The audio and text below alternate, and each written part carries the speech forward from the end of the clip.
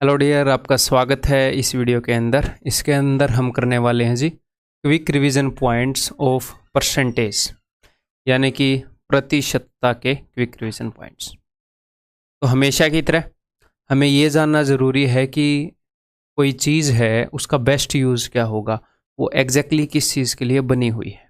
ठीक है, तो एक बार मैं आपकी 1 मिनट लूँगा और आपको रिवाइज करवा दूंगा कि क्विक रिवीजन पॉइंट एग्जैक्टली क्या है और इसका हमने एग्जैक्ट किस जगह पर यूज़ करना है। Quick revision point is not a replacement of multiple revisions of concept lectures. जो हमारे कंसेप्ट लेक्चर्स हैं उनके बिकॉज हमने मल्टीपल रिविजन्स करने हैं, ये उसकी रिप्लेसमेंट नहीं है। ठीक है, जैसे मैं आपको बोलता हूँ कि मिनिमम आपने कंसेप्ट लेक्चर्स और पीडीएफ को 3 बार करना है, मिनिमम 3 बार करना है अपने कंसेप्ट लेक्चर्स और पीडीएफ को। जब आप पहली बार करेंगे तो बिना स्पीड बढ़ाए मेरे साथ करना है। मेरे बताने से पहले हर एक क्वेश्चन को सॉल्व करने के लिए खुद को एनफ टाइम देना है, चीज़ों को सोचना है। जितना आप सोचोगे कंसेप्ट उतना डेवलप होएगा। ठीक है, मैं डेफिनेटली आपको पूरा जोर लगा के पढ़ा रहा हूँ, लेकिन मैं पूरा जोर लगा के पढ़ा रहा हूँ और सामने से आप जोर नहीं लगा रहे हैं तो वो रिजल्ट आएगा ही नहीं। ठीक है, तो दोनों तरफ से मेहनत ज़रूरी है। तो कोई भी क्वेश्चन मैं समझाऊं उससे पहले स्क्रीन को पॉज करके आप खुद उसको सोल्व करें, टाइम दे। कई बच्चे स्टार्टिंग में ही वो बनने की सोचेंगे जो एक फाइनल प्रोडक्ट बनेगा। कि पहली बार जब आप परसेंटेज को कर रहे हो तो ही क्यों ना मैं 30 सेकंड में क्वेश्चन को क्यों नहीं निकाल रहा, कंपटीशन तो कट थ्रोट है, आज ही मैं 45 सेकंड में निकाल दूं। नहीं, वो एंड प्रोडक्ट है। अभी आप बिगिनर हो, अपने आप को टाइम दो, सीखो। आप 40 में नहीं, आप 30 में भी निकालोगे, 25 में भी निकालोगे, बट वो एंड प्रोडक्ट है। ऐसा बनाकर आपको एग्जाम में भेजेंगे। अगर आप ऐसे बने बनाए मेरे पास आओगे तो ऐसे बन के मेरे पास क्यों आए, सीधे ही एग्जाम में चले जाते। समझ रहे हो ना फर्क? तो पहली बार जब आप वीडियोस को देखोगे अपने कंसेप्ट लेक्चर को, तो तसल्ली से, प्यार से, बिना कोई बर्डन लिए, अगर ये लगे कि यार ठीक है एक बार मेरे को समझ में आया मैं फिर भूल गया, कोई दिक्कत नहीं है। फिर दोबारा जब आप इनको रिवाइज करोगे तो भाई साहब आप स्पीड बढ़ा सकते हो वीडियो को। तिबारा जब आप इनको रिवाइज करोगे तो आप स्पीड बढ़ा सकते हो। आपका दिल करे, आपके पास टाइम बचा तो आप चौथी बार, 5वीं बार भी रिपीट कर सकते हो। जितनी बार रिपीट करोगे फ़ायदा उतना ही होएगा, भले ही आप सेम मटेरियल को रिपीट कर रहे हो। मैंने 1% भी ये गुंजाइश नहीं छोड़ी है कोर्स के अंदर कि आपको एक भी क्वेश्चन बाहर से करना पड़े। तो इसीलिए कोई और बुक करने से की बजाय अपने इसी कोर्स को करते रहना, कोई और बुक आपको खरीदने की ज़रूरत भी नहीं है। समझ में आ गई बात? इसी को बार बार करते रहना, करते रहना, करते रहना। ठीक है, अपनी उन्हीं पीडीएफ्स को बार बार करते रहना। उनके अंदर कितनी भी मास्टरी हो गई फिर भी करते रहना। उसके अलावा अगर आप कुछ भी करोगे, आपको प्रीवियस ईयर बुक लेने की भी जरूरत नहीं है। उसके अलावा आपको सिर्फ मॉक टेस्ट देने हैं। ठीक है, नेक्स्ट जो क्विक रिवीजन पॉइंट है क्या नहीं है वो मैंने बता दिया। कंसेप्ट लेक्चर्स की रिप्लेसमेंट नहीं है। ये क्या है वो मैं बता देता हूँ। Good for redesigning your notes. जब आप कंसेप्ट लेक्चर को पहली बार देखोगे तो आप अपने नोट्स खुद बनाओगे, अपनी भाषा में बनाओगे, उनको आप रीडिज़ाइन कर सकते हो। जब आप दूसरी तीसरी बार देखोगे, चौथी बार देखोगे तो भी मिनिमम 3 बार तो देखना ही है, अगर प्यासे हो एक नौकरी के तो ना, तब भी रीडिज़ाइन कर सकते हो। और क्विक रिवीजन पॉइंट के अंदर भी आपको रीडिज़ाइन करने का आइडियाज़ मिल जाएंगे कि मैं कैसे आपको कंसेप्ट समझा रहा हूँ। ठीक है, एंड और क्या है, and touching concepts near exam with maximum results to time ratio. जब आपका एग्जाम पास है, परसेंटेज के बहुत दिन हो गए हैं, सारे मैथ को रिवाइज करना है, उसका बेस्ट तरीका क्या है? अगर आपने पहले क्यूआरपी देख लिए हो और अपने नोट्स रीडिज़ाइन कर चुके हो तो फिर एक बार क्यूआरपी भी देख लो, भले ही 2 गुना स्पीड पर करके, और फिर अपने नोट्स से करो एग्जाम के पास। तो ये इनका परफेक्ट यूज होगा। तो हम आगे बढ़ जाएं, शैल वी? चलिए जी। तो सबसे पहले तो हमें ये पता होना चाहिए कि भाई व्हाट इज परसेंटेज। प्रतिशतता क्या है? प्रतिशतता है a way of comparing values. Values को कंपेयर करने का एक तरीका है। वैल्यूज को कंपेयर करने के हमारे सिलेबस के अंदर टोटल 3 तरीके होंगे। एक तरीका तो होएगा जी परसेंटेज, एक तरीका होएगा फ्रैक्शन, और एक तरीका होएगा रेशियोज। ठीक है, रेशियो की इतनी बेसिक अंडरस्टैंडिंग तो आपको होएगी कि 2 चीज़ों को हम कंपेयर कर सकते हैं। अगर राम और श्याम की सैलरी, या फिर अगर मैं आपको बताऊं कि एक बंदे की सैलरी दूसरे बंदे की सैलरी से डबल है तो हम ये बोल सकते हैं उनकी सैलरीज का रेशियो 1:2 है। तो ये नहीं है कि उसकी सैलरी 1 रुपये है, उसकी सैलरी 2 रुपये है। लोगों को इतना अंडर एस्टिमेट भी नहीं करना चाहिए आपको, ठीक है। अगर एक बंदे की सैलरी डबल है यानी कि उसकी 1 है तो उसकी 2 है, उसकी 10 है तो उसकी 20 है, उसकी 1 लाख है तो उसकी 2 लाख है, उसकी 1 करोड़ है तो उसकी 2 करोड़ है। तो जस्ट हमें एब्सोल्यूट वैल्यू नहीं मिली, बस हमने उन दोनों को कंपेयर कर लिया। A way of comparison is ratio. ऐसे ही a way of comparison is fraction. मान लो आपके फ्रीज के अंदर केक रखा था और आपने क्या किया, उसका 1/3 खा लिया, उसका तीसरा हिस्सा खा लिया। तो आपके पेरेंट्स पूछेंगे ये भैया केक किसने खा लिया और कितना खा लिया तुमने केक? तो आप बोलोगे 1/3 मैंने खा लिया। यानी कि केक को 3 बराबर हिस्सों में बांट दोगे तो उसमें से 1 हिस्सा मैंने खा लिया। या फिर अगर केक 1 है, पूरे केक को मैं 1 यूनिट मान लूँ टोटल, तो उसका 1/3 आपने खा लिया। तो फ्रैक्शन के अंदर जो टोटल बेस जो हम मानते हैं कि ये टोटल वैल्यू है वो 1 होता है। ऐसे ही परसेंटेज के अंदर जो हम टोटल मानते हैं वो 100 होता है, 100 यूनिट। अगर कोई ये बोल रहा है कि भाई, कोई रेडी वाला ये बोल रहा है मैंने 30% संतरे बेच दिए आज, जितने भी मैं मंडी से लाया था, यानी कि अगर वो 100 लाया था तो 30 बेच दिए। ये नहीं है कि वो 100 ही लाया था, हो सकता है वो 100 के डबल 200 लाया हो तो उसने 60 बेच दिए। इसका यानी कि हर 100 संतरों में से उसने 30 बेच दिए। तो हम कंपेयर कर रहे हैं। सर ऐसे हम क्यों कंपेयर कर रहे हैं, क्या मामला हुआ? ये हम इसलिए कर रहे हैं कि यूनिवर्सली सबने एक्सेप्ट कर लिया कि एक सिस्टम बनाते हैं कंपैरिजन का ताकि इजी हो जाए। तो बेस वैल्यू सबने सेम एक्सेप्ट कर ली मैथमेटिशियंस ने 100 की। परसेंटेज एक तरीका बना लिया कंपेयर करने का, ठीक है। क्लियर है? परसेंटेज क्या है ये पता लग गया। अब परसेंटेज की सबसे बेसिक चीज़ जो रिक्वायरमेंट है अपने एग्जाम के अंदर, बिकॉज परसेंटेज भी एक तरीका है वैल्यूज़ को कंपेयर करने का, फ्रैक्शन भी एक तरीका है वैल्यूज़ को कंपेयर करने का। फ्रैक्शन की जो चीज़ें हैं वो आउट ऑफ 1 होती हैं, मैंने आपको बताया कि 1 में से कितना। और परसेंटेज में वैल्यू जहाँ से हम कंपेयर करते हैं परसेंट यानी कि पर 100, वो आउट ऑफ 100 होती हैं। तो परसेंटेज से 100 गुना, सॉरी फ्रैक्शन से 100 गुना हो गया परसेंटेज। यहाँ पर टोटल 1 है, यहाँ पर टोटल 100 है। तो आपको पता होना चाहिए कि अगर कोई बंदा बोल रहा है मैंने आधा केक खा लिया, तो बोल रहा है मैंने 50% केक खा लिया। ऐसे हाफ की वैल्यू 50% थोड़ी होती है। फ्रैक्शन में अगर ये है तो परसेंटेज में है, ये आपको पता होना चाहिए,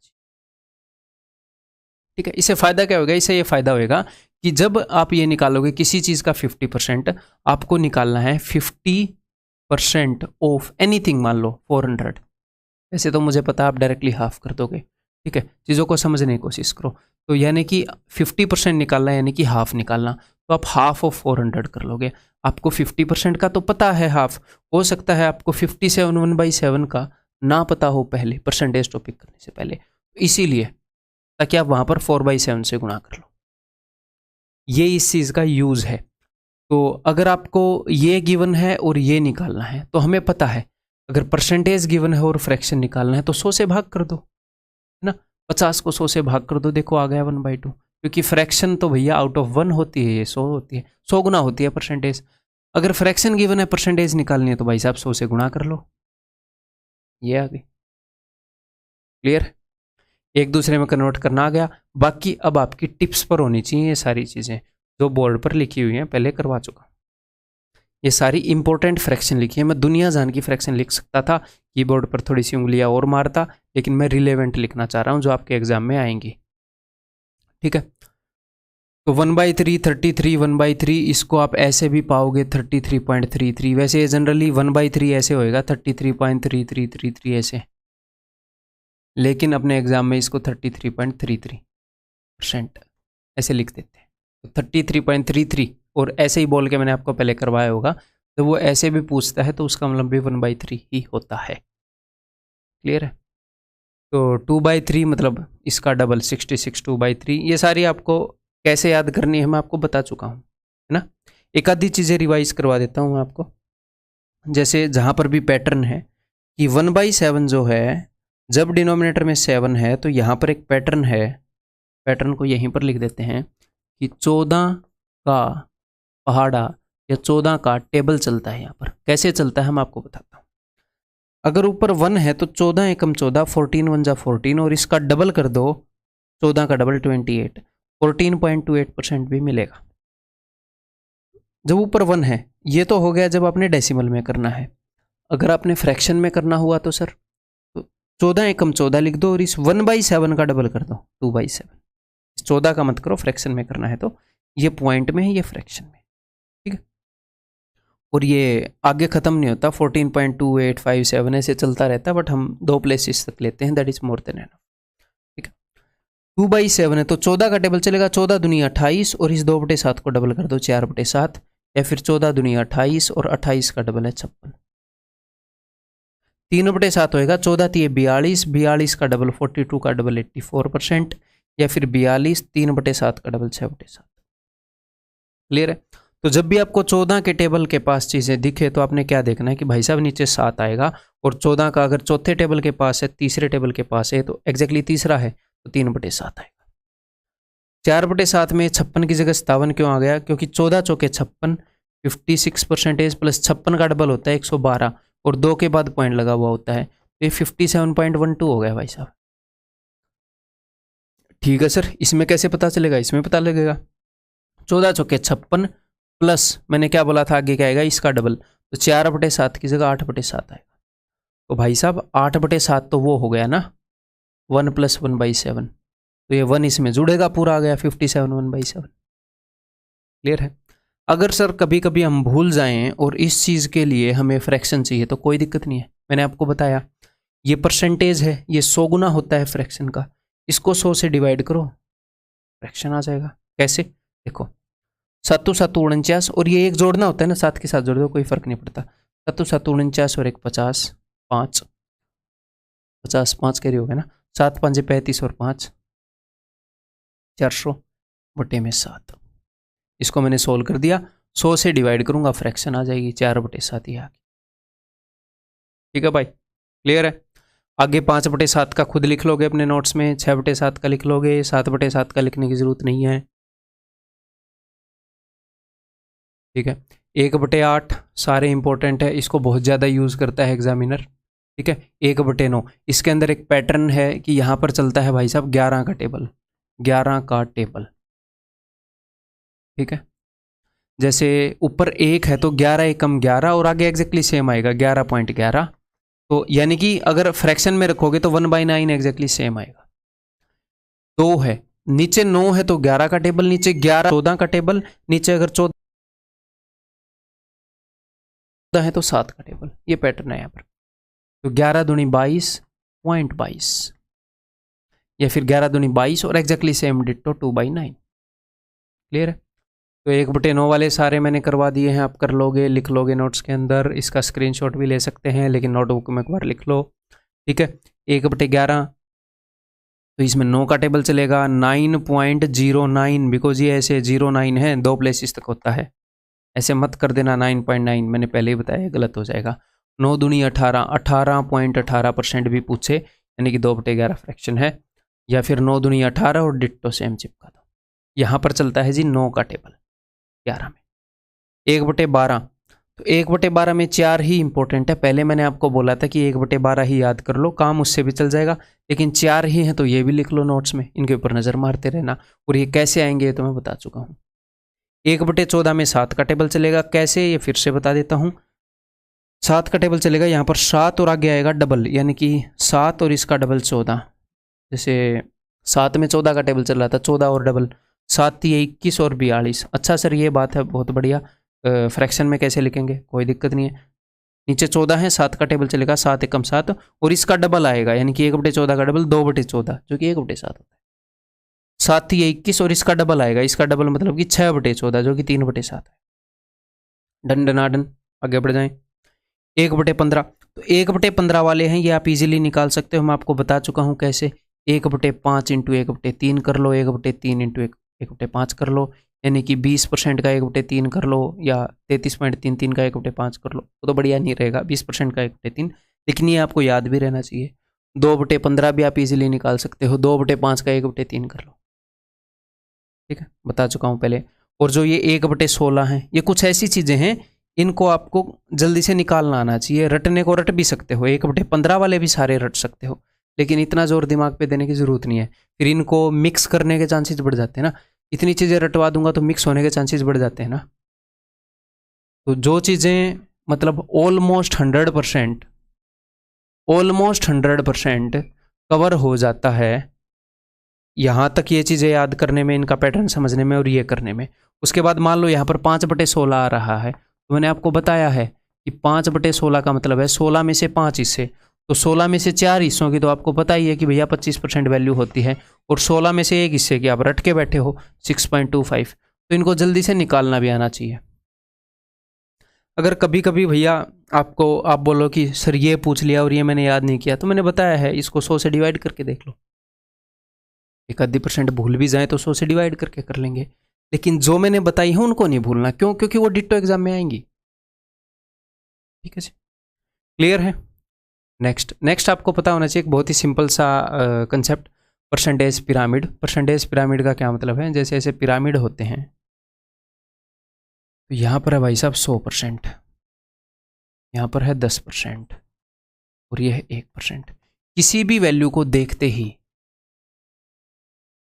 आप उसका 100%, 10% और 1% आपके पास होता है, निकालने की जरूरत नहीं होती। जैसे 420 का 100% है, एग्जैक्टली सेम वैल्यू, उसका 10% है, एक के बाद पॉइंट लगा दो 42, तो निकालने की जरूरत थोड़ी है। एक के बाद पॉइंट लगाने के लिए कुछ करना थोड़ी है, दिमाग में पॉइंट लगाओगे, है ना। ऐसे 42 423 है 42.3। ऐसे ही 1% निकालने के लिए 2 के बाद पॉइंट लगाना होता है, यानी कि 4.20 4.2। और अगर इस परसेंटेज पिरामिड का मतलब है कि ये वैल्यू निकली हुई होती है, निकालने की जरूरत नहीं होती, फिर हम इनकी मदद ले सकते हैं। अगर हमें 30% निकालना है तो हम मन ही मन में, मुझे पता है कि इसका 10% 42 है, तो 3 गुना कर दूंगा, 3 दूनी 6 3 चौके 12।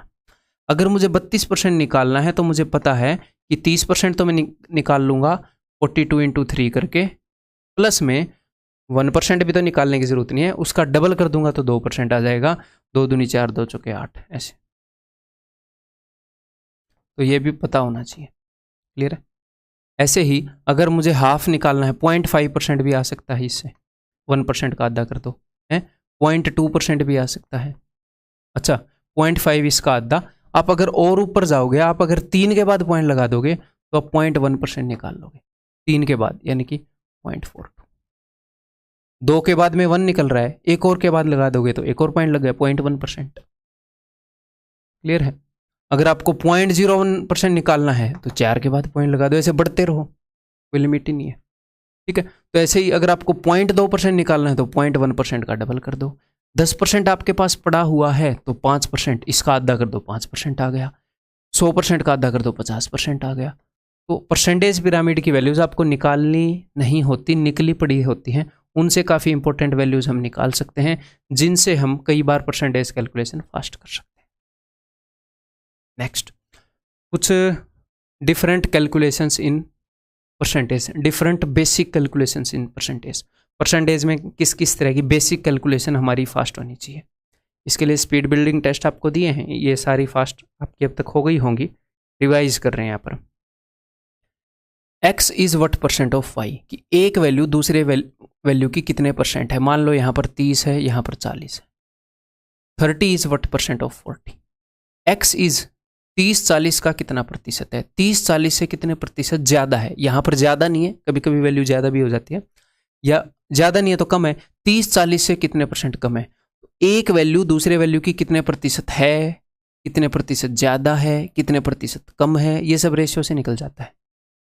अगर आप x और y का रेशियो ले लोगे हैं तो 3-4 का कितने % है, तो बताओ 3-4 का कितने %। आपको पता है 3/4 75% होता है। 3-4 से कितने % कम है, तो भाई साहब 1 कम है 4 से, है ना, 1 कम है 4 से, 25% कम है। या फिर 4 3 से कितने % ज़्यादा है, 1 ज़्यादा है 3 से, यानी कि 33.33% ज़्यादा है। तो दो वैल्यूज़ की अगर आप परसेंटेज में कंपैरिजन करोगे तो परसेंटेज भी कंपैरिजन का तरीका है, रेशियो भी कंपैरिजन का तरीका है, फ्रैक्शन टू परसेंटेज हमने याद रखें। देख रहे हो कंपैरिजन के सारे तरीके कैसे यूज़ हो रहे हैं, आपको पता भी नहीं है कि यूज़ हो रहे हैं। तो दो वैल्यूज़ को अगर हम कंपेयर कर रहे हैं परसेंटेज में किसी भी तरीके से, कितने % ज़्यादा है कम है, उनका रेशियो निकाल लो, आप सब कुछ बता दोगे उनके बारे में, एब्सोल्यूट वैल्यू की ज़रूरत ही नहीं है। नेक्स्ट, अगर अब हमें क्या निकालना आना चाहिए, एक वैल्यू का, कोई भी वैल्यू है, मान लो हमारे पास 420 ही मान लेते हैं, इसका मुझे 30% निकालना आना चाहिए, 30% ऑफ आई। इससे 30% ज़्यादा निकालना आना चाहिए, इससे 30% कम निकालना आना चाहिए। तो अगर मैं इसका 30% निकालूंगा तो इसका मतलब क्या है, डायरेक्टली इसका 30% कैसे भी निकाल लो भाई। बिल्कुल बेसिक तो मैं नहीं समझाऊंगा, क्यूआरपी है, नहीं तो फिर ये क्यूआरपी कंसेप्ट लेक्चर जितने लंबे हो जाएंगे। 30% मोर का मतलब होता है किसी भी वैल्यू से कि उस चीज का 100% प्लस 30% और। ये बेसिक अंडरस्टैंडिंग, यही बस मैं आपको रिवाइज करवा रहा हूँ। 30% लेस का मतलब है कि उस चीज का 100% जो है उससे 30% कम, यानी कि उसका 70% निकालना है। ठीक है, इसको निकालने के कई तरीके हैं। 30% परसेंटेज पिरामिड से निकाल सकते हो, ऐसे निकाल सकते हो। 30% मोर अगर आपको निकालना है तो चीज़ 100 से 130 हो गई, ये आपको पता होना चाहिए कि अच्छा कितने गुना हो जाती है 30% मोर निकालना होता है, ऐसे निकाल सकते हो। 30% लेस निकालना है तो ऐसे निकाल सकते हो। क्लियर है? तो ये सारी बेसिक कैलकुलेशन है जो बहुत फास्ट आपकी होनी चाहिए।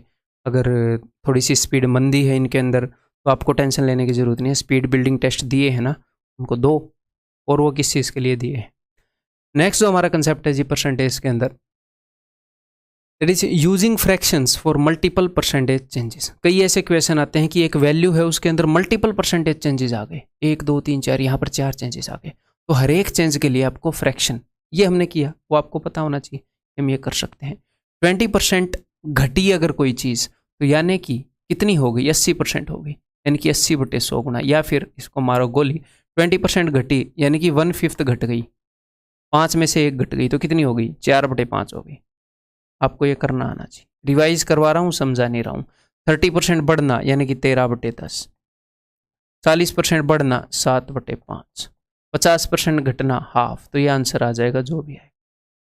ऐसे ही इसके ऊपर चेंजेस किए तो वो चीज़ आ गई, वो वैल्यू हमने बता दी कि भैया इसके ऊपर चेंजेस होंगे तो वो वैल्यू क्या होगी। कभी कभी क्वेश्चन इस टाइप का होगा कि चेंजेस आने के बाद वैल्यू ये है तो बताओ ये वैल्यू क्या थी। तो इस वैल्यू को मैंने मान लिया x, तो पहले अगर वैल्यू x थी तो उसके ऊपर क्या चेंज आया, वो इतनी परसेंट बढ़ गई। इतने परसेंट बढ़ने का मतलब है 1 बढ़ गई 6 पर, यानी कि 7/6 हो गई। 12.5% घट गई यानी कि 7/8 गुना हो गई। 37.5% बढ़ गई, 3 बढ़ गई 8 पर, यानी कि 11/8 हो गई। ठीक है, और 27, ये 9 का टेबल है यानी कि नीचे 11 होगा। 9 का कौन सा टेबल है, तीसरा टेबल है। घट गई 3, घट गई 11 पर से, यानी कि 8/11 हो गई, गुना हो गई। अब जाकर ये आई है जी 980, तो काटा पीटी कर लोगे, एक्स की वैल्यू आ जाएगी। बिल्कुल बेसिक। या फिर आपको दोनों तरफ जाना आना चाहिए। अभी मैंने क्या किया कि इसके ऊपर अगर चेंजेस हैं तो हम ऐसे उन चेंजेस का फ्रैक्शन लिखते गए। आपको ऐसे उल्टा भी आना चाहिए। जैसे हम ये भी कर सकते थे कि 980 को लिखूं, इधर से उधर जाते हुए हम मल्टीप्लाई कर रहे हैं 8/11 से। इस वैल्यू से अगर हमें ये वैल्यू निकालनी है तो मैं मल्टीप्लाई कर रहा हूँ 8/11 से, जो भी इनका चेंज हुआ उसके अकॉर्डिंग। तो अगर ये वैल्यू गिवन है और उससे इस तरफ आना है तो मैं मल्टीप्लाई करूंगा 11/8 से। वो बात सेम ही है, बात इज सेम। क्योंकि अगर इसको आप उधर भेजोगे, आप ऐसे सोल्व कर लो या वैसे सोल्व कर लो, इस क्वेश्चन में तो टाइम सेम ही लगना है भाई साहब। इनको उधर रख के काट पीट लो या ऐसे रख के काट पीट लो, लेकिन ये अंडरस्टैंडिंग आनी चाहिए। इसको अगर मैं उधर भेजूंगा, ये समझ होनी चाहिए, कई जगह ये काम आएगी। इसको उधर भेजूंगा तो फिर पलट जाएगा, इसको उधर भेजूंगा तो पलट जाएगा, इसको उधर भेजूंगा तो पलट जाएगा। वही है, यहाँ से यहाँ आऊँगा तो 11/8 गुना, यहाँ से यहाँ आऊँगा तो 5/8 गुना किया ना उधर जाने के लिए, इधर आने के लिए 8/5 गुना। ये अच्छा 11/8 गुना किया, सॉरी, इधर आने के लिए 8/11 गुना। उसी चीज़ को देखो यहाँ पर वैल्यू कहाँ गई भाई। यहाँ पर अगर इस नंबर की वैल्यू 300 है तो इस नंबर से 16.66% ये ज़्यादा है, इस नंबर से 12.5% ये कम है। इनके बीच में रिलेशन दे रखी है, ठीक है, और मुझे बतानी है इस नंबर की वैल्यू। तो मैं यहाँ से ट्रैवल कर सकता हूँ अपने आंसर की तरफ। ये पुल है, ब्रिज, ऐसे ऐसे आऊँगा और मैं इसकी वैल्यू बता दूंगा। तो चलिए जी ट्रैवल करते हैं। अगर उसी डायरेक्शन में ट्रैवल करना है कि अच्छा यहाँ से वहाँ जाते हुए जो चेंज हुआ था, तो एग्जैक्टली उस चेंज को मैं देखूंगा। अगर ऐसे मेरी तरफ चेंज आया, ऐसे उल्टा मुझे जाना है, तो मैं देखूंगा इस चेंज की क्या फ्रैक्शन है और उसको पलट दूंगा कि उधर जाने की वो फ्रैक्शन होगी, दैट्स इट। तो 16 पॉइंट अब यहाँ पर लिखते हैं, आंसर को यहीं पर निकाल लेंगे। इस चेंज के लिए फ्रैक्शन होगी 7/6, मैंने लिख दिया 7/6। इधर आने के लिए फ्रैक्शन होगी 7/8, तो उधर जाने के लिए, यहां से इधर जाने के लिए फ्रैक्शन होगी 8/7। इधर जाने के लिए फ्रैक्शन होगी 3/8 यानी कि +3/8, 11/8, तो इधर आने के लिए 8/11। इधर से उधर जाने के लिए फ्रैक्शन होगी 8/11 उधर जाने के लिए, तो उधर से इधर आने के लिए होगी 11/8। बस ये वैल्यू आ गई, इसको सोल्व कर लो। ठीक है, तो चीज़ों को मैं इस पेज से करवा रहा हूँ कि आपने पहले की हुई है ये मानकर। ठीक है, तो आपको कभी भी ज़्यादा शाना बनने की ज़रूरत नहीं है कि मान लो कोर्स मैंने डिज़ाइन किया है ना, कि मैं आपको बता रहा हूँ कि इस तरीके से करना बेस्ट होएगा और आप अपना दिमाग लगा रहे हैं कि नहीं मैं तो इस तरीके से करूँगा। इस फील्ड में बहुत ज़्यादा मुझे एक्सपीरियंस है, मतलब फ़िलहाल ये तो नहीं है कि भाई 700 साल का कछुआ तो मैं हूँ नहीं, 300 साल का एक्सपीरियंस होएगा, लेकिन बहुत ही एक्टिव एक्सपीरियंस है मेरा 7 ईयर का फ़िलहाल। तो मान लो कोई स्टूडेंट है जिसका सिर्फ 1 साल का एक्सपीरियंस है, तो क्या उसे मेरी बात माननी चाहिए? माननी चाहिए भाई। अगर किसी को 2 साल का एक्सपीरियंस है तो क्या उसे माननी चाहिए? माननी चाहिए।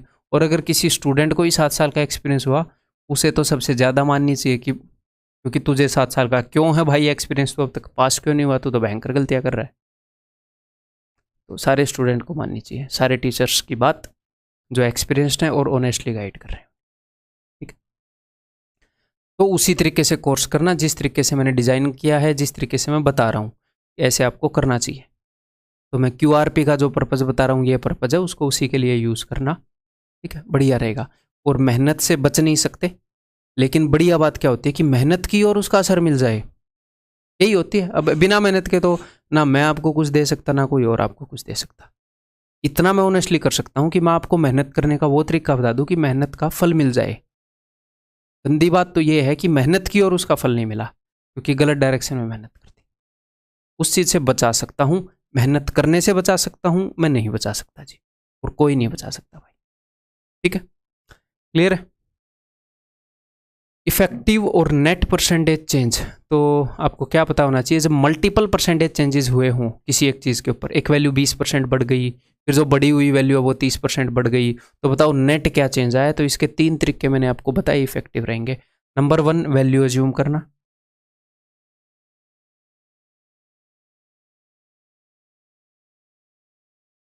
कि मैं मान लूँ कि पहले जो वैल्यू थी वो 100 थी और उसके ऊपर मैं ये चेंजेस लाता रहूँ, फिर 20% बढ़ी तो 120 हो गई, मैंने 20% बढ़ाया, 100 का 20% 20 है, इसीलिए 100 माना। फिर उसके बाद 30% बढ़ाया इसका, तो 100 अब इस 120 का 30% कितना हो जाएगा? 10%, 12, 12, 13, 36, 36, तो 156 हो गई। तो पहले से कितने परसेंट बढ़ गई चीज़? पहले से 56 बढ़ गई, और 100 के ऊपर जितनी भी बढ़ी उतना ही परसेंटेज चेंज होता है, तो 56% बढ़ गई। तो वैल्यू अज्यूम करने वाला तरीका। दूसरा तरीका है मेरे भाई, यहाँ पर हम फॉर्मूले वाला कर लेते हैं, फॉर्मूला। ठीक है, अगर अपने पास 2 परसेंटेज चेंजेस हैं, जैसे A% और B%, तो नेट परसेंटेज चेंज हो जाएगा, या फिर मैं प्लस ना करूँ इनको, A% चेंज, B% चेंज, तो नेट परसेंटेज चेंज मैंने आपको बताया A + B + A × B/100। अगर ये A% प्लस में है, अगर मान लो 10% कोई चीज़ बढ़ी है तो यहाँ पर +10 यूज़ हो जाएगा, कोई चीज़ 20% घटी है तो -20 यूज़ हो जाएगा। ओवरऑल आंसर प्लस में आया तो ओवरऑल चीज़ बढ़ी है, नेगेटिव आया तो ओवरऑल उतने % घट गई। ठीक है, अगर इसके ऊपर यूज़ करें तो 20 + 30 + 20 × 30/100 यानी कि 56%। ठीक है, तीसरा तरीका है अपना मल्टीप्लाइंग फैक्टर को यूज़ करना, कि कोई चीज़ कुछ भी % बढ़ती है तो वो कितने ना कितने गुना होती है, वो कुछ ना कुछ गुना होती है ना। कोई चीज़ 10% बढ़ेगी तो वो कुछ ना कुछ गुना तो हुई होगी। अगर आपकी सैलरी 100% बढ़ जाए तो 2 गुना हो गई, तो 10% बढ़े तो भी कुछ ना कुछ गुना होगी, उसको यूज़ करना। कोई भी चीज़ 20% बढ़ती है तो वो हो गई 1.2 टाइम्स, जब 30% बढ़ती है तो वो हो गई 1.3 टाइम्स, तो नेट चीज़ हो गई 1.56 टाइम्स। तो यानी कि 100 से 156 हो गई। अच्छा, इतने गुना हो गई, यानी कि 56% बढ़ गई। या फिर यहीं पर आप, ये तो मैंने डेसिमल वैल्यू यूज़ कर ली, मल्टीप्लाइंग फैक्टर, इसी की फ्रैक्शन वैल्यू यूज़ कर लो। 20% बढ़ने का मतलब है 6/5, बात सेम है। 30% बढ़ने का मतलब है 13/10। करो इनको कैलकुलेट। 13 छिके 78 और 10 पंजे 50। 50 से 78 हो गई भाई, कितना बढ़ गया? ये बढ़ गया भाई 28 पर 28। परसेंटेज तो होती है 100 पर, कितना बढ़ा? तो अगर 50 पर 28 का इंक्रीमेंट आ रहा है तो 50 का डबल 100 पर 28 का डबल 56 का इंक्रीमेंट आएगा। 56% बढ़ गई। तीनों तरीके क्लियर है। किसी भी टाइप का परसेंटेज चेंज हो ऐसे सक्सेसिव तीनों लगेंगे, लेकिन कौन से क्वेश्चन में कौन सा बेस्ट होएगा ये तो हमें प्रैक्टिस से पता लग जाता है, कंसेप्ट लेक्चर में बताया है। ठीक है भाई, जैसे यहाँ पर एक और कर लें इसी टाइप का। हाँ, तीनों मेथड लगाऊंगा। सबसे पहला वाला मेथड मान लो वैल्यू अज्यूम। सर अगर फ्रैक्शन में है तो वैल्यू अज्यूम वाला कैसा लगेगा? फॉर्मूला भी बता दूंगा। ठीक है, वैसे फॉर्मूला वाला यहाँ पर इफेक्टिव नहीं रहेगा तो चलो रहने दो, अदरवाइज चलो एक बार बता तो दूंगा ही। ठीक है, और तीसरा हमने क्या किया, फ्रैक्शन वाला मल्टीप्लाइंग फैक्टर वाला वो बेस्ट रहेगा।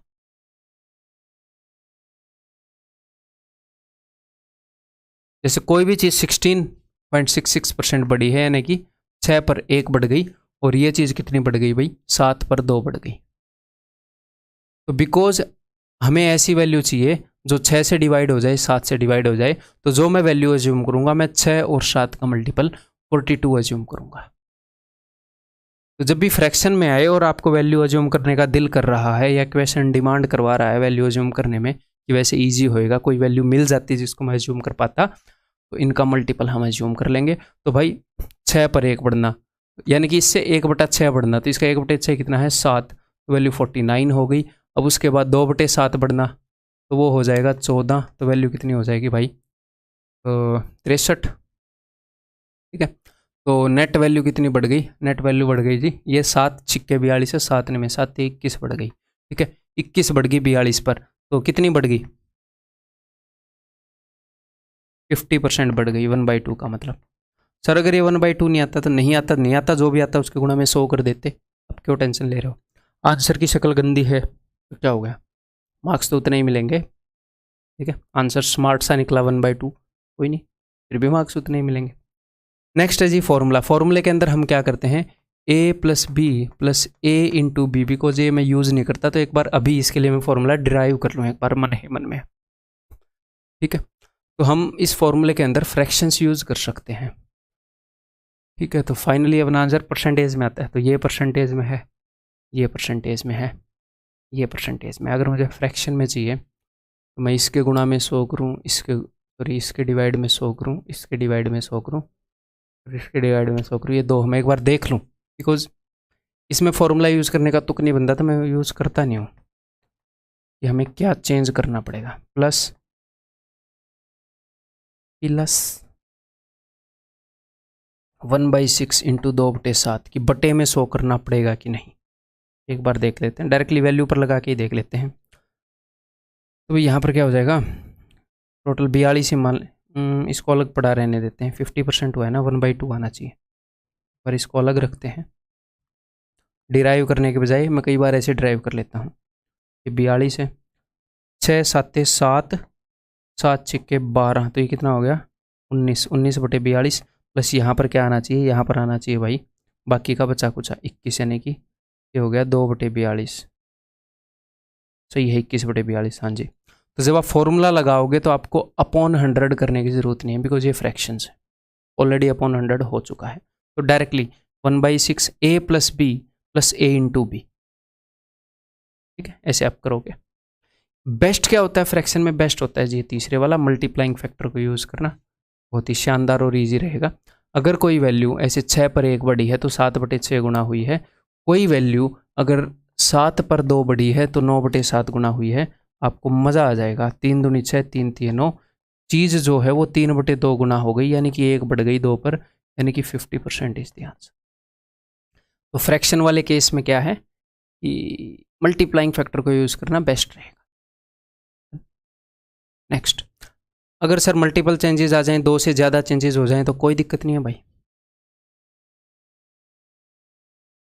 मान लो 3 चेंजेस आ गए, 4 चेंजेस आ गए, तो मल्टीप्लाइंग फैक्टर वाला चाहे 10 चेंजेस आ जाएं वो तो लग ही जाएगा मल्टीप्लाइंग फैक्टर वाला। कि चीज़ 20% बढ़ी, यानी कि 6/5 हुई, 6/5 हुई, 6/5 हुई। अब कर ही लोगे नेट कितना चेंज आया।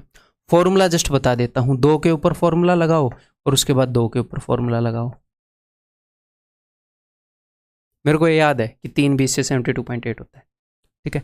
कैसे याद है, क्योंकि बता ही देता हूँ। 12/10 और 3 चेंजेस हुए हैं तो इसका क्यूब 1728 बटे में ये है ना। 12 का क्यूब तो आपको याद करने के लिए बोला ही है, तो 100 से 172.8, 72.8, 1728 में एक को हटा के मैं 72.8 कर देता हूँ, ठीक है।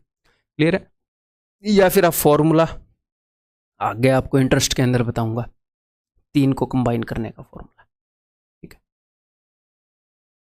नेक्स्ट आपको ये बात पता होनी चाहिए कि भाई net percentage change of successive changes of A% positive and A% negative is this, कि अगर मैं किसी चीज़ को A% बढ़ा दूं और उसके बाद A% घटा दूं तो जो नेट चेंज आएगा वो नेट ओवरऑल वो चीज़ घटेगी ही, और वो A²/100% घटेगी। सेम परसेंट बढ़ा दूं, सेम परसेंट घटा दूं तो ओवरऑल घाटा ही होगा A²/100% का, यानी कि नेट ये चेंज होएगा। माइनस शो कर रहा है कि चीज़ घटी है। तो अगर 2 चेंजेस हैं, +A% का और एक है -A% का सक्सेसिव, पहले चाहे माइनस वाला हो जाए या प्लस वाला हो जाए, सक्सेसिव में फ़र्क नहीं पड़ता ना, ठीक है। तो ओवरऑल ये चेंज आएगा, उनका ओवरऑल जो इम्पैक्ट होएगा वो ये होगा, पता होना चाहिए। नेक्स्ट, इतनी लंबी हो गई है वीडियो, 30 मिनट हो गई, बट ठीक है, तसल्ली से करवा देते हैं। इतनी भी लंबी हो, देखो जिसको मेहनत करनी है, जिसको पढ़ना है वो देखेगा। मेरे को मेहनत करनी है आप लोगों के ऊपर, मैं मेहनत कर रहा हूँ, ठीक है। और आपको अगर सीरियसली जॉब चाहिए तो आप मेहनत करोगे, हैं 10 मिनट एक्स्ट्रा भी मेहनत करोगे, जितनी मैं बताऊंगा उतनी मेहनत करोगे और वही रिजल्ट देगी। ओवरऑल रिजल्ट के लिए पढ़ रहे हैं, सिर्फ इस नाम के लिए पढ़ रहे हैं कि हमारा लड़का तैयारी कर रहा है, इस नाम के लिए तो नहीं पढ़ रहे हो। और कई बच्चे इस नाम के लिए इसलिए पढ़ते हैं कि हमारा लड़का तैयारी कर रहा है, क्योंकि उनको विश्वास ही नहीं होता कि मैं क्लियर कर पाऊंगा। तो मेरे भाई मेरी एक बात मानो, खुद पर विश्वास करो, आप कर सकते हो। बस हो सकता है आपने अपनी स्कूलिंग में अगर पाप किए हैं, बहुत स्लो रहे हो, वहाँ पर कुक्रम किए हैं, तो उनका नतीजा डेफिनेटली भुगतोगे। तैयारी करने में टाइम ज़्यादा लग जाएगा, बस ये टाइम की बात है। कोई कितने टाइम में क्रैक कर सकता है, कोई कितने टाइम में क्रैक कर सकता है, ठीक है। दोनों तरह के लोग हैं, 2 साल में क्रैक करने वाले, 3 साल में क्रैक करने वाले भी होंगे, क्योंकि उनकी कैपेबिलिटी फ़िलहाल इतनी है। ऐसे भी हैं 4 महीने में कर देंगे, ठीक है। मैंने कैट को 4.5 महीने के दौरान में कवर कर दिया था, बढ़िया परसेंटाइल आ गई, ठीक है।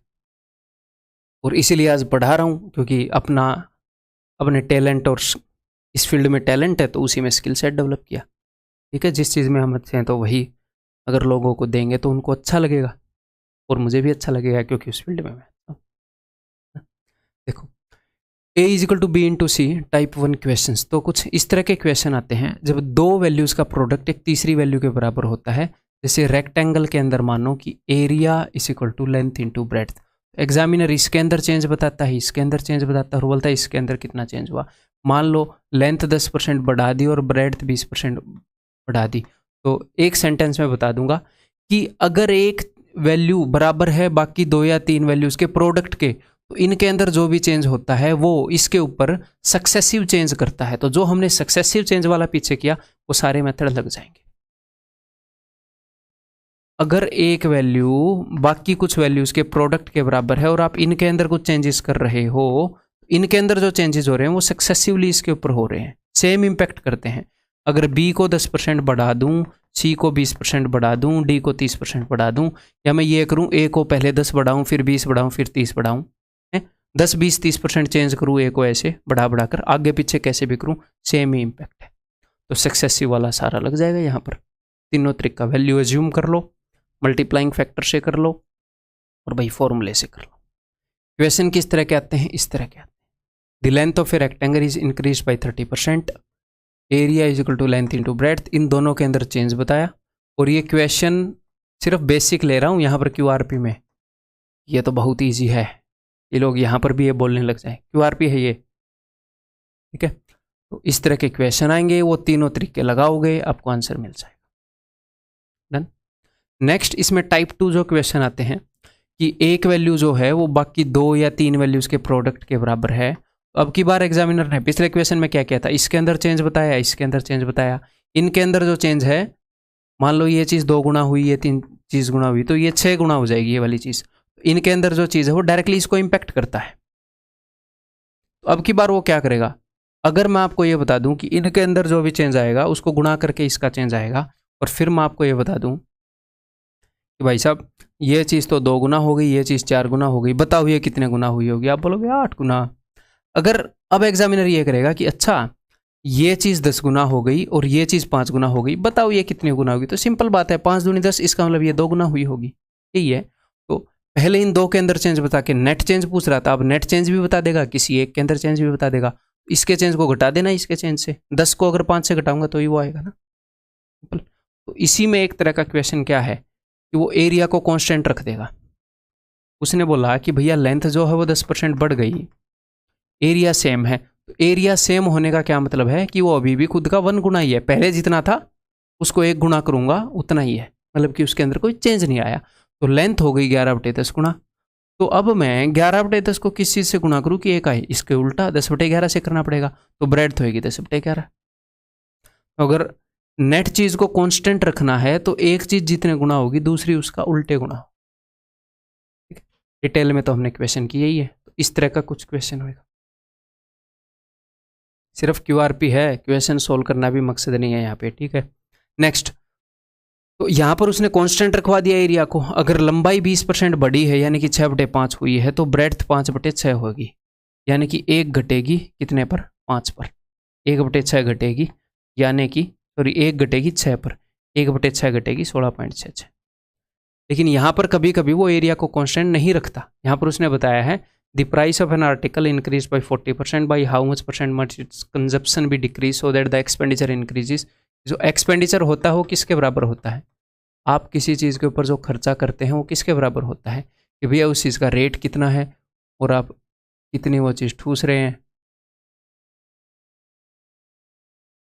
कितनी वो चीज़ खा रहे हैं।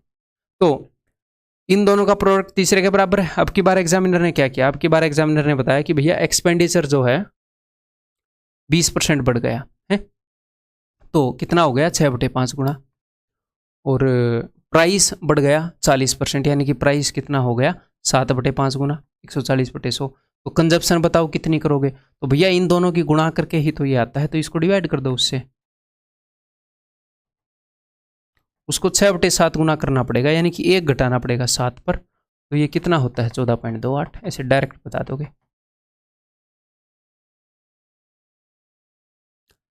नेक्स्ट क्वेश्चन जो हमने परसेंटेज में किए थे, that is a equal to B plus C type.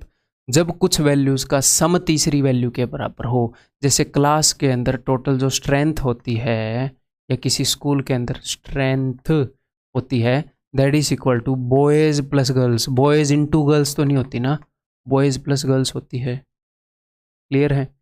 किसी गांव में जो पॉपुलेशन है मेल प्लस फीमेल है, इस टाइप से जब 2 या 2 से ज़्यादा चीज़ों का सम एक तीसरी वैल्यू बनाता हो, ठीक है। तो इस केस में एग्जामिनर किस किस तरह के क्वेश्चन पूछ सकता है? देखिए कि नंबर 1 वो ये बोल सकता है कि बॉयज जो हैं वो कुछ परसेंट बढ़ गए, गर्ल्स भी कुछ परसेंट बढ़ गई।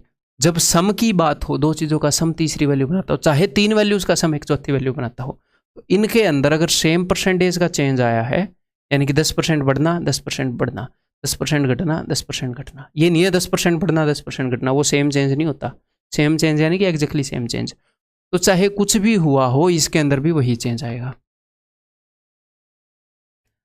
कभी कभी अगर इनके अंदर अलग अलग चेंज आए कि बॉयज जो है वो 10% बढ़ गए और गर्ल्स जो है वो 20% बढ़ गए, तो हमें भाई साहब बॉयज और गर्ल्स का रेशियो चाहिए, नहीं तो आंसर कैन नॉट से हो जाएगा, तो हम बता नहीं पाएंगे कि भैया बॉयज और गर्ल्स का क्या रेशियो है, और यहाँ पर लग जाएगी वेटेड एवरेज। नेट स्ट्रेंथ में कितना चेंज हुआ? 2 × 10। अगर ये नेगेटिव होता तो यहाँ पर नेगेटिव आ जाता। 3 × 20, 2 पार्ट में 10% का इंक्रीज, 3 पार्ट में 20% का इंक्रीज। ओवरऑल नेट चाहिए तो 3 और 2 5, ओवरऑल ये इंक्रीज हो जाएगा। जो भी आई है फर्क नहीं पड़ता। क्लियर है जी? अगर सर रेशियो ना बताइए और परसेंटेज चेंज अलग अलग हो तो आंसर होएगा जी कैन नॉट से। नेक्स्ट, मैंने सारे मिसलेनियस क्वेश्चन इकट्ठे करके आपको कोर्स में कराए। एक कंधा ऊपर है तो भी है। वेलकम में ऐसे रहता है ना, वो पुष्पा भी ऐसे ही रहता है, ठीक है। मिसलेनियस कंसेप्ट्स, मिसलेनियस क्वेश्चंस, मैंने मिसलेनियस क्वेश्चंस इकट्ठे करके आपको करवाए लास्ट लेक्चर के अंदर, तो उनके अंदर एक इस तरह के क्वेश्चन मैं आपको करवा देता हूँ, बाकी तो मिक्स ही थे वहाँ पर, ठीक है। तो चलिए जी इसका कंसेप्ट बताते हैं आपको। तो ये जो क्वेश्चन, ये भैया अंगूर सूख गए उनसे किशमिश बना दी, या तरबूज चेरी का वाटर कंटेंट उड़ गया, जो इस टाइप के क्वेश्चन होते हैं, या फिर कोई गिलास के अंदर से पानी उड़ गया, उसके अंदर नमक चीनी की कंसंट्रेशन बढ़ गई।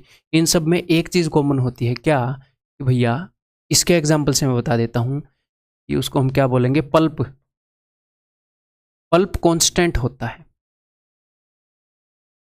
अगर आप अंगूरों को सुखाओगे, पल्प का मतलब है गुदा, तो उसके अंदर जो मटेरियल है वो तो फिक्स ही रहेगा ना, पानी उड़ेगा ना, वो गुदा तो नहीं उड़ जाएगा ना। ऐसे तो अंगूर रखा रखा गायब हो जाएगा, वो गुदा उड़ने लगा तो। फ्रीज में अंगूर रखोगे, पता लगा अंगूर कहाँ गए हैं। और आपका भाई बहन खा के बोल देंगे, अगर वो ऐसे सब्लिमेट होता हो, उड़ता हो, कि उड़ गए होंगे, मैंने तो नहीं खाए। और ये ना हो खाने वाला ही उड़ जाए फिर, तो प्रॉब्लम हो जाएगी। तो पल्प नहीं उड़ता, सिर्फ पानी उड़ता है। तो वो कांस्टेंट, पल्प जो है वो कांस्टेंट होता है। और अंगूर के अंदर पल्प कितना है आपको कैसे पता चलेगा, कि भैया अंगूरों का टोटल वेट कितना है, और इनटू उस पल्प की परसेंटेज कितनी है।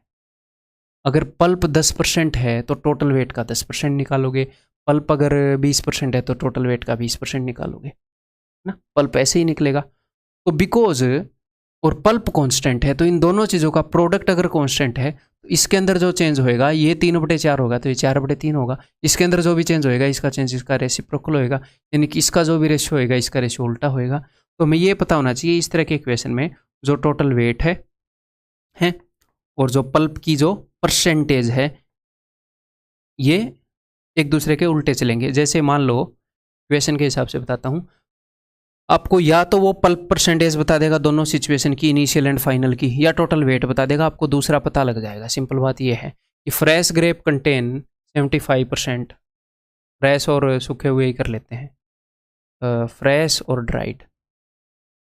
Fresh grape contain 75% water, whereas dried grapes contain 25% water. तो उसने वाटर के बारे में बताया है, हम वाटर के बारे में इंटरेस्टेड नहीं है, हम इंटरेस्टेड है पल्प में। तो फ्रेश ग्रेप्स के अंदर पल्प कितना था, 25% फ्रेश के अंदर, और ड्राइड में कितना था, 75%। पानी 25 है तो 75 होएगा। तो यहाँ पर रेशियो अगर 1:3 है तो ये 3:1 होएगा। तो जो टोटल वेट है ना फ्रेश अंगूरों का और ड्राइड अंगूरों का, उसका रेशियो 3:1 है। How many kg of fresh grapes are required to get 20 kg of dried grapes. अगर 20 kg ड्राई ग्रेप्स चाहिए तो भाई साहब इसका 3 गुना 60 kg फ्रेश ग्रेप्स लाने होंगे। बहुत ही सिंपल है, दैट्स ऑल। समय समाप्ति की घोषणा। तो अगले टॉपिक के अंदर मिलते हैं, इसी जोश और जुनून से पढ़ते रहिएगा। आपके सिलेबस को बहुत ही बढ़िया तरीके से कवर करवाऊंगा, ठीक है। आपको बोरियत नहीं होएगी इस सिलेबस को कवर करने में, और आपको रिजल्ट भी मिलेगा आपके एग्ज़ाम के अंदर। बस आपने मेहनत के अंदर कसर नहीं छोड़नी, ठीक है। Take care.